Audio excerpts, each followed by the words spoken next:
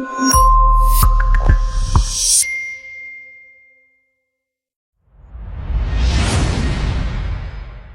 semuanya, di sini kelompok kami akan bicara tentang motherboard dalam bentuk podcast. Saya sebagai Gana 259 dengan NPM 24081010079 dan teman saya. Iya, saya Kristion dengan NPM 2408101004. Saya Sofia Ramadhani Wigantara dengan NPM 240810069. Saya Nur Syafika dengan NPM 2408101008. Saya Amelia Francisca dengan NPM 2408101097. Baiklah, mari kita mulai. Vika, bisa ceritakan konteks sejarah motherboard generasi pertama? Sejarawan teknologi. Bayangkan tahun 1980-an, dunia sedang mengalami transformasi digital yang luar biasa. Komputer yang dulunya raksasa dan hanya ada di laboratorium penelitian, tiba-tiba mulai memasuki rumah-rumah. IBM PC pada 1981 adalah titik balik sejarah. Motherboard sebagai generasi pertama adalah napas awal revolusi digital. Tambahan sedikit, dari sisi teknis, motherboard saat itu benar-benar berbeda dari yang kita kenal sekarang. Papan sirkuit masih sangat sederhana, menggunakan bahan fiberglass dengan lapisan tembaga. Setiap komponen dipasang dengan jarak yang lebar, hampir mirip dengan petak kota tua yang kompleks. Nah, dari hal ini ada yang menarik dari tentang motherboard ini? Kalau menurut saya yang menarik dari motherboard generasi pertama itu yang pertama itu dari arsitektur komputernya ya. Jadi arsitektur komputernya itu yang pertama itu dari CPU-nya dulu. Nah, CPU yang dipakai pada motherboard awal ini itu ada Intel 8088 dan 8086. Nah, apa sih prosesornya itu yaitu Intel 8088. Jadi Intel 8088 itu sebuah peningkatan dari si prosesor 8086 tadi dengan kecepatan clocknya itu berkisar 4,77 sampai 10 MHz. Nah, jadi untuk konteksnya megahertz ini itu kalau dibandingkan dengan ponsel kita sekarang ini itu bisa dibilang sangat tertinggal jauh gitu. Karena sekarang ponsel itu sudah pakai megahertz. Benar banget teman-teman, motherboard itu ya secara teknis motherboard itu kayak karya seninya teman-teman. Saya sebagai selaku kolektor punya banyak motherboard jadul ya di tempat saya. Ya, setiap motherboard ada keunikannya masing-masing dan ya setiap jalur sirkuit hampir mirip dengan karya seni arsitektur sendiri teman-teman. Nah, ini kedengarannya sangat menarik banget ya ini motherboard generasi pertama ini. Nah, buat Mbak Amel bisa diceritakan lebih detail tentang konstruksi teknisnya tentang motherboard ini? Oke, mari kita bedah konstruksi motherboard generasi pertama. Setiap komponen dari resistor hingga kapasitor dipasang dengan ketelitian yang tinggi. Profesi fabrikasi dilakukan dengan sangat hati-hati. Tidak ada mesin canggih seperti sekarang, semua hampir dikerjakan dengan tangan. Nah, ini dari Mas Hamdi sendiri bagaimana ya pendapatnya? Kalau Dari sisi komputasinya mungkin? dari sisi komputasi ya, yang setahu saya dari sisi komputasinya itu jika dibandingkan dengan komputer yang ada sekarang itu RAM-nya itu pasti kalian kalau mendengarnya itu kayak wow gitu. Berapa nih Mas RAM-nya? RAM-nya itu cuman 1 MB ya, jadi 1 MB itu kalau dibandingin sekarang fotonya nggak dapat sebenarnya.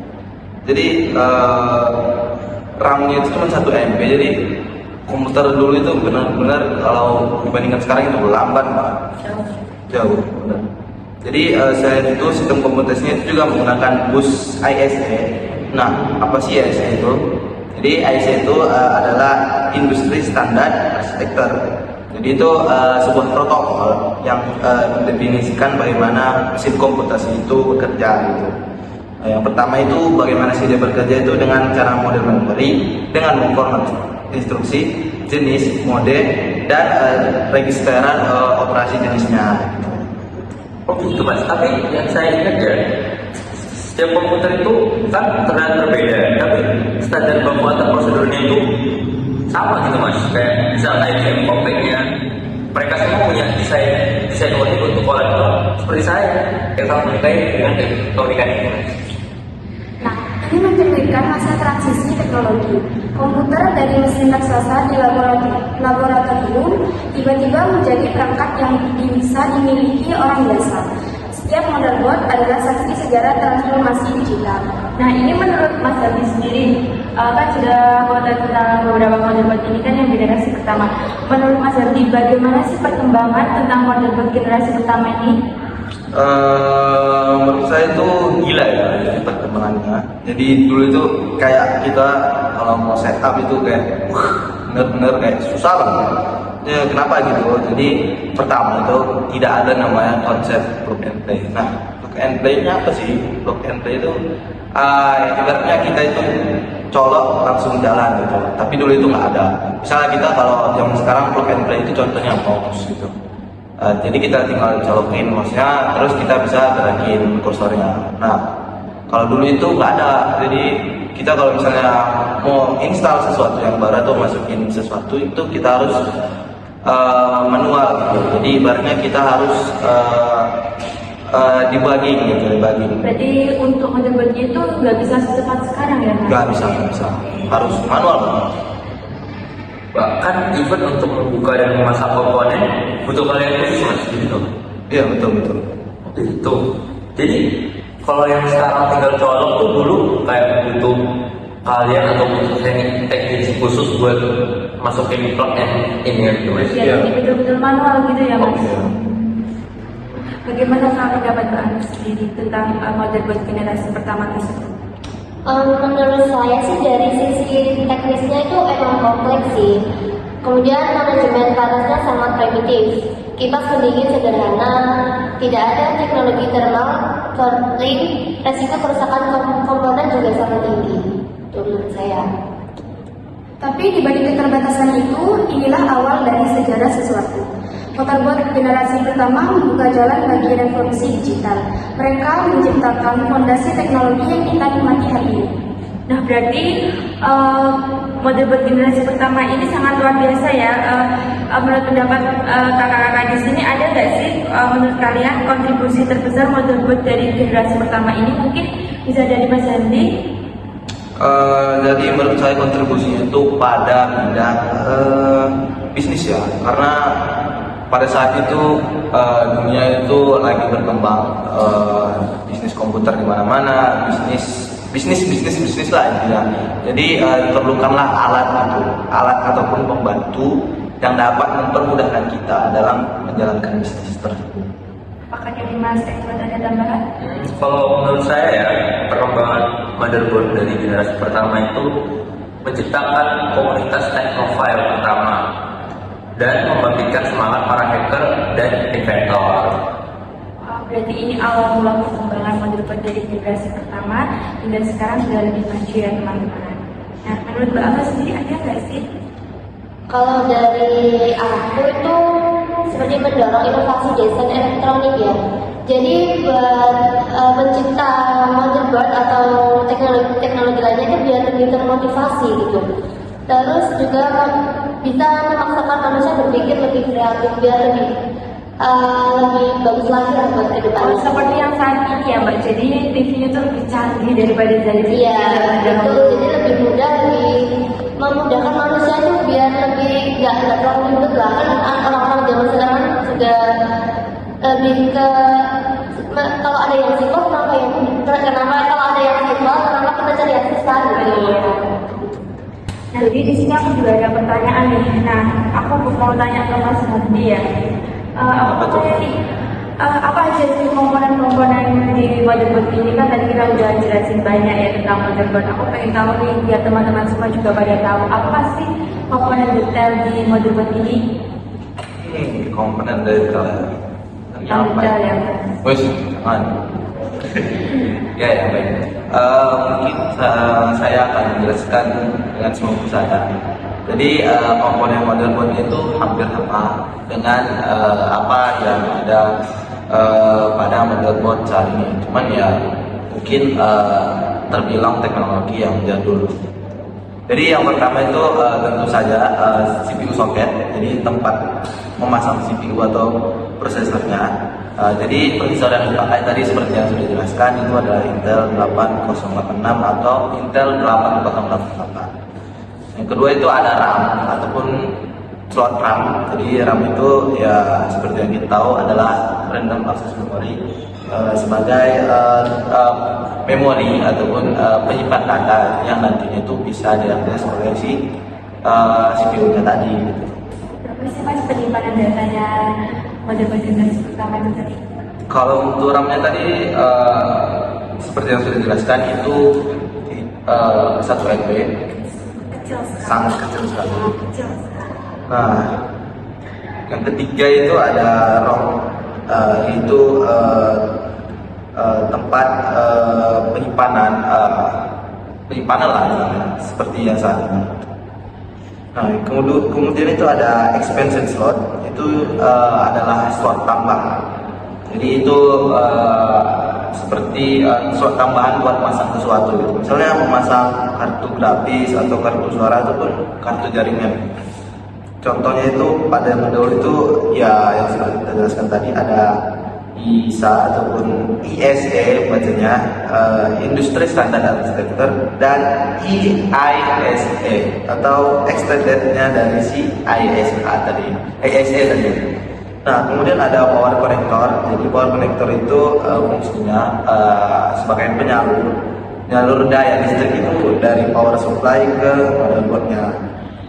Biasanya itu yang dulu itu menggunakan konektor AT. Nah, AT-nya apa?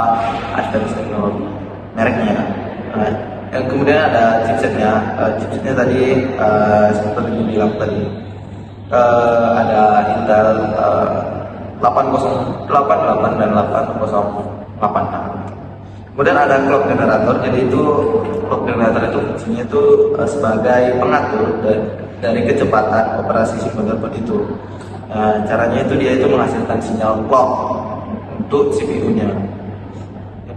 Generasi awalnya itu yang seperti awal-awal motherboard itu bentuknya itu kecil, terintegrasi langsung sama si CPU-nya. Kemudian ada baterai CMOS atau complementary metal oxide semiconductor. Ya agak ribet lagi, jadi disingkat jadi CMOS. Ya, jadi itu bisa menyimpan pengaturan BIOS seperti waktu dan konfigurasi dari hardware-nya. Nah, kemudian ada input dan output portnya. Nah, jadi koneksi itu port dari I/O ini itu fungsinya itu untuk menyediakan koneksi. Seperti contohnya port untuk mouse, keyboard, dan untuk sambungan printer gitu. Kemudian ada deep switch dan jumper. Nah, deep switch itu apa nih? Jadi deep switch itu adalah dual inlet package. Jadi fungsinya itu adalah untuk komponen elektronik, contohnya RAM. Gitu. Kemudian ada databus. Ya, databus tadi sudah dijelaskan. Databusnya itu bentuknya 8 bit atau 16 bit. Jadi databusnya itu bisa berupa ISA ataupun ISA tadi. Udah, mungkin penjelasan saya sudah cukup rinci ya. Mungkin banyak istilah-istilah baru gitu untuk para teman-teman sekalian gitu. Gimana? Ya, terima kasih Mas Darvi. Jadi ini motherboard generasi pertama ini bisa dibilang kecepatannya ini sungguh sangat lama. Berikutnya aku mau tanya ke Mas Edward. Aku mau tanya tadi kan disebutin menciptakan komunitas teknofile. Nah, komunitas teknofile ini menurut aku masih agak asing-asing gitu. Bisa dijelasin nggak sih gimana sih komunitas teknofile itu? Boleh. Jadi teknofile itu gampangnya itu sebutan atau orang yang sangat antusias atau antusiasme terhadap teknologi, seperti ya anak-anak yang kuliah di bidang IT, informatika, psikosains data, digital, seperti itu. Jadi karakteristik dari seorang teknofile atau teknofile itu antara lain selalu ingin tahu tentang perkembangan zaman, atau gampangnya itu terus mau belajar teknologi secara up to date gitu loh. Terus tertarik pada detail teknis suatu perangkat, senang mempelajari cara kerja perangkat tertentu, mengikuti perkembangan inovasi teknologi. Dan untuk komunitas ya, komunitas teknofile pertama itu saya udah ada catatan sih. Komunitas teknofile pertama di dunia itu ada Homebrew Computer Club, didirikan di 1975 di Silicon Valley, California di Amerika. Klub ini menjadi tempat berkumpul para penggemar komputer elektronika awal yang sangat antusias terhadap teknologi, khususnya pada teknologi komputer motherboard generasi pertama. Beberapa hal penting tentang Homebrew Computer Club ini ada, pasti ya kita ingin tahu tentang pendirinya. Pendiri dan lokasi didirikan pada Gordon French dan Fred Moore, berlokasi di area San Francisco Bay, tepatnya di Menlo Park, California. Awalnya pertemuan dilakukan di Garza dan ruang komunal. Anggota terkenal, mungkin teman-teman udah banyak yang tahu nih, Steve Jobs, terus Stephen Wozniak, pendiri Apple, dan lain sebagainya. Bill Gates juga termasuk pernah hadir lebih tepatnya dalam beberapa pertemuan. Ya itu sih terkait dengan teknofile komunitasnya. Nah, jadi teknologi ini juga sangat berguna untuk sekarang karena untuk perkembangan teknologi berikut ke tahun dari tahun ke tahun. Nah, di sini aku juga mau tanya nih, apa aja sih kayak karakteristiknya dari motherboard generasi pertama ini? Mungkin dari Ana bisa jawab. Oke, buat karakteristik utama motherboard generasi pertama adalah ketergantungannya pada kabel untuk menghubungkan berbagai perangkat keras. Karena belum ada sistem jalur sirkuit terpadu seperti yang kita kenal saat ini. Nah, selain itu motherboard ini juga mendukung prosesor dengan kecepatan yang sangat rendah dibandingkan dengan standar modern atau yang standar sekarang.